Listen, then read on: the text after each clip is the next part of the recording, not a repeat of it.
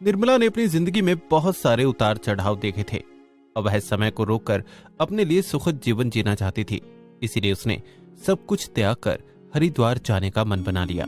पति बरसों पहले ही एक बेटे की जिम्मेदारी देकर स्वर्ग सिधार गए। सरकारी नौकरी थी, इसलिए निर्मला को अच्छी खासी पेंशन मिलती रही। उसे कभी किसी किल्लत का सामना नहीं करना पड़ा, लेकिन उसे जीवन का अकेलापन हमेशा खलता रहा। वक्त बलवान होता है, उसके सामने कभी किसी की नहीं चलती। समय गुजरता गया और एक रोज उसके बेटे की 4 साल की उम्र में ही हैजे से मौत हो गई। उसका तो संसार उजड़ गया, सब कुछ खत्म हो गया और निर्मला बिल्कुल अकेली रह गई। निर्मला की जेठ अस्थमा की बीमारी से स्वर्ग सिधार चुके थे, इसीलिए उसकी जेठानी आनंदी किसी को खोने का दुख समझती थी। उसने निर्मला को सहारा दिया। निर्मला अपनी जेठानी आनंदी से बोली, दीदी अब यहाँ जी नहीं लगता, चारों तरफ अकेलापन है। ऐसा लगता है कि कहीं से तुम्हारे देवर मुझे आवाज दे रहे हो। मेरा बेटा मुझे यहीं इधर उधर घूमते हुए मालूम पड़ता है। ऐसा लगता है यहाँ रहकर मैं पागल हो जाऊंगी। सोच रही हूँ हरिद्वार चली जाऊं और बाकी का जीवन वहीं पूजा पाठ में गुजार लूं। ये घर, ये जायदाद अब सब तुम संभाल लेना, मैं जा रही हूँ। आनंदी उसे रोकती हुई बोली, ना छोटी, कहीं जाने की जरूरत नहीं है। और तुम अकेली कहाँ हो? अजीत और मधुकर भी तो तुम्हारे ही बेटे हैं। आज से उन्हीं के लिए जियो। अब वो दोनों मेरे नहीं तुम्हारे बेटे हैं। मैं अकेले इन्हें नहीं संभाल सकती, अब तुम ही इन्हें संभालो।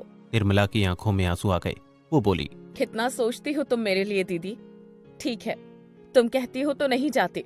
अब तुम घर संभालो और मैं तुम्हारे बच्चे, फिर बड़े होकर मुझे और इस संपत्ति को संभालेंगे। और उस दिन से निर्मला ने अपना सारा जीवन आनंदी के बच्चों को सौंप दिया। अजीत और मधुकर दोनों दिन भर निर्मला के आगे पीछे काकी काकी कहकर घूमते रहते और निर्मला भी उन्हें अपने बच्चों की तरह कभी डांटती और कभी प्यार करती। दोनों भाई बड़े हो चुके थे।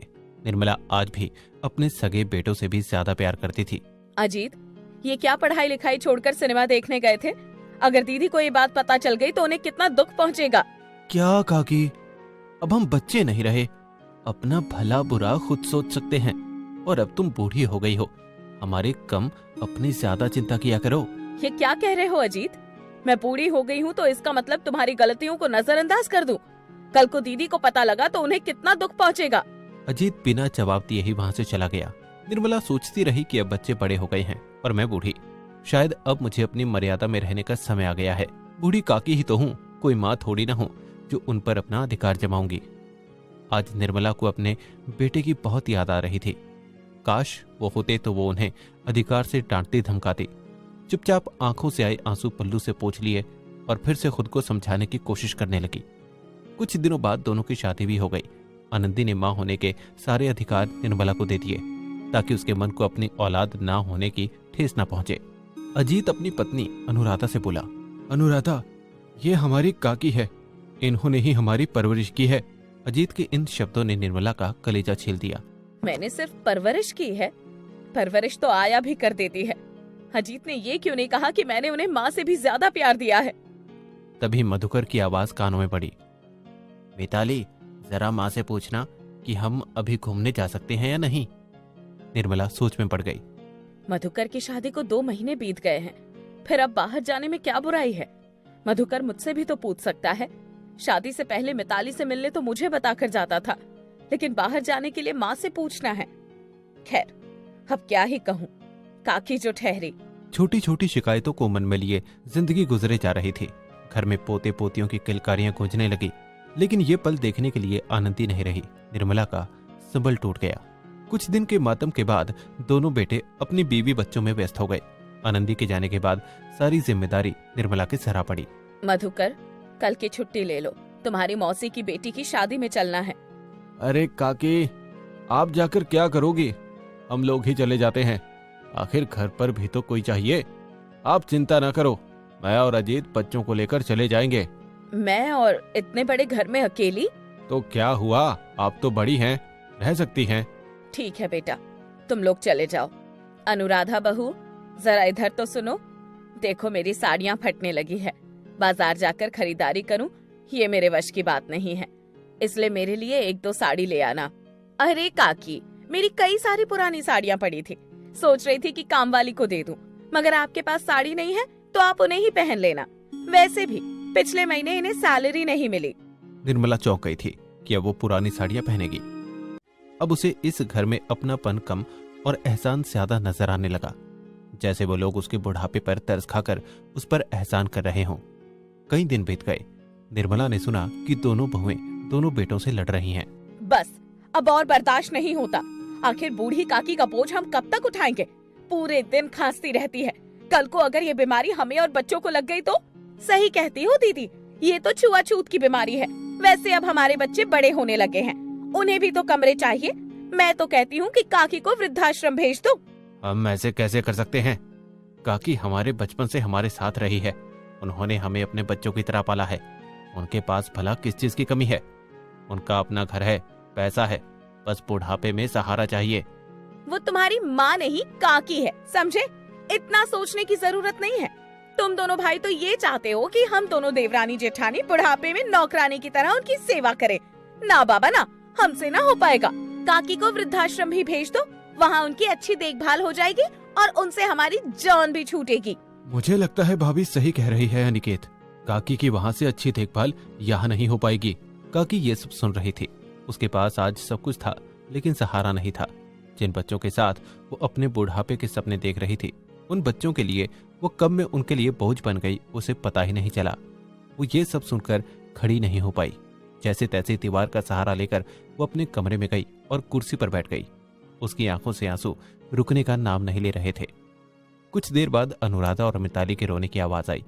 किसी अनहोनी के बारे में सोचकर निर्मला धीरे से उठी और दीवार का सहारा लेकर उनके कमरे तक पहुंची। अरे क्या हुआ? क्यों रो रही हो तुम लोग? काकी, इन दोनों भाइयों ने जो कर्ज लेकर शेयर मार्केट में शेयर खरीदे थे, वो सब डूब गए। 30 लाख का नुकसान हो गया। अब हम इतना बड़ा कर्जा कैसे चुकाएंगे? हम बर्बाद हो गए, कुछ नहीं रहा। हम सड़क पर आ गए काकी। अरे तो रोती क्यों हो? रोने से कोई हल नहीं निकलने वाला। हिम्मत रखो। काकी, ये घर बेचकर भी कर्ज नहीं उतार पाएंगे। किसी को पता चला तो बहुत बदनामी हो जाएगी। अब आत्महत्या करने के अलावा कोई रास्ता नहीं दिखाई दे रहा। बस थोड़ा जहर लाऊं और सबको खिला दूं, बाद में खुद खा लूंगा। ये कहकर अजीत रोने लगा। मधुकर अभी भी माथा पकड़कर बैठा हुआ था। निर्मला अंदर गई और अपने घर के कागज उठा लाई। साथ में एक चेक भी था। अजीत को देते हुए निर्मला बोली, ये लो मेरे मकान की रजिस्ट्री और इसे बेचकर कर्ज चुका दो। बाकी कमी रह जाए तो ये लो चेक।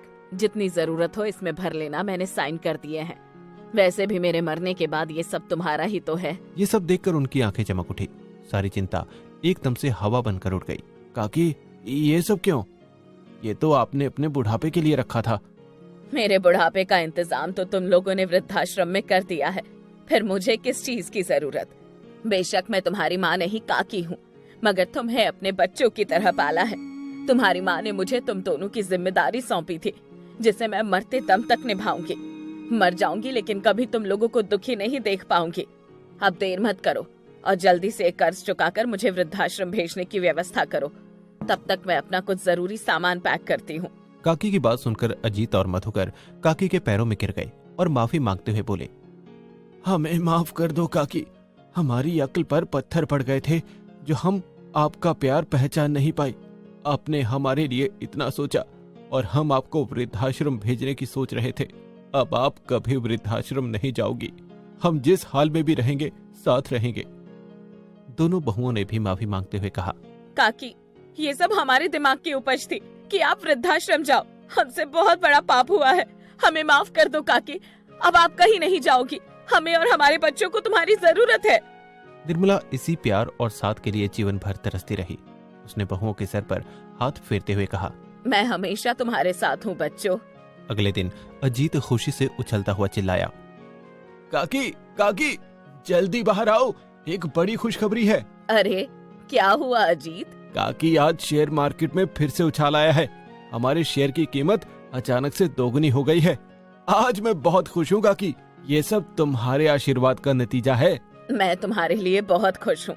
भगवान तुम्हारी खुशियों को दिन रात दुगनी करे। वो सब लोग समझ गए थे कि काकी कितनी भी बूढ़ी क्यों ना हो जाए, लेकिन उनका आशीर्वाद उन सबके लिए बहुत जरूरी है। काकी के होठों पर आई मुस्कान ने घर का माहौल खुशनुमा बना दिया और फिर सब लोग अपनी बूढ़ी काकी के साथ प्यार से रहने लगे।